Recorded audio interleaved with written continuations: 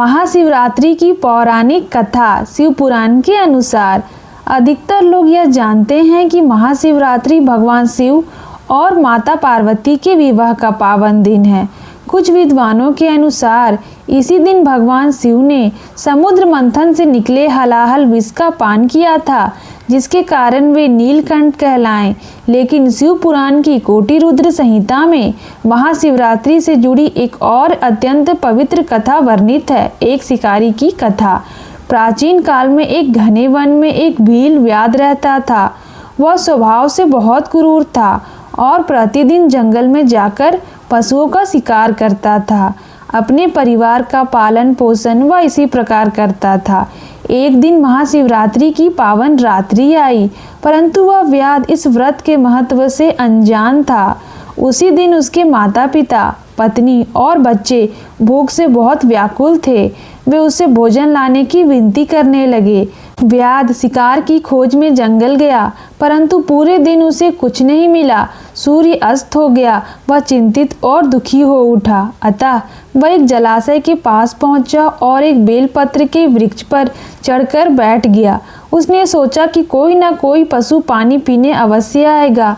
उसे पता नहीं था कि उस वृक्ष के नीचे एक शिवलिंग स्थापित है। रात का पहला पहर आरंभ हुआ। एक प्यास से व्याकुल हिरनी वहां आई।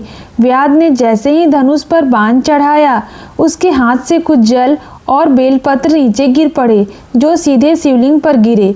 इस प्रकार अनजाने में पहला पहर की शिव पूजा संपन्न हो गई। हिरनी ने उसे विनती की, हे व्याध, मुझे जाने दो। मैं अपने बच्चों को सुरक्षित सौंपकर अवश्य लौट आऊंगी। सत्य की शपथ लेकर वह चली गई। व्याध ने उसे जाने दिया। कुछ समय बाद दूसरी हिरनी आई। फिर वही घटना हुई। बाण चढ़ाते समय जल और बेलपत्र शिवलिंग पर गिरे। इस प्रकार दूसरे पहर की पूजा भी संपन्न हो गई। दूसरी हिरनी ने भी बच्चे को सौंपकर लौटने का वचन दिया और चली गई। तीसरे पहर में एक सशक्त हिरण आया। व्याध ने फिर बाण उठाया और फिर जल व बेलपत्र शिवलिंग पर गिरे। इस प्रकार तीसरे पहर की पूजा भी संपन्न हो गई। हिरण ने भी अपने परिवार को सौंपकर लौटने की प्रतिज्ञा की। रात का अंतिम पहर आया। आश्चर्य की बात यह थी कि तीनों हिरनियां और वह हिरण सभी अपने बच्चों सहित वापस लौट आए। उनकी सत्य निष्ठा देखकर व्याध का हृदय पिघल गया। जैसे ही उसने बाण उठाया, फिर से जल और बेलपत्र शिवलिंग पर गिरे। इस प्रकार चौथे पहर की पूजा भी पूर्ण हो गई। चारों पहर की पूजा अनजाने में पूर्ण होने से व्याध के सारे पाप नष्ट हो गए। उसके हृदय में करुणा और ज्ञान का उदय हुआ। उसने धनुष से त्याग दिया और हिरणों को मुक्त कर दिया। तभी भगवान शिव प्रकट हुए और बोले, हे व्याध, तुमने अनजाने में ही महाशिवरात्रि का व्रत पूर्ण किया है। तुम्हारे सभी पाप नष्ट हो गए हैं।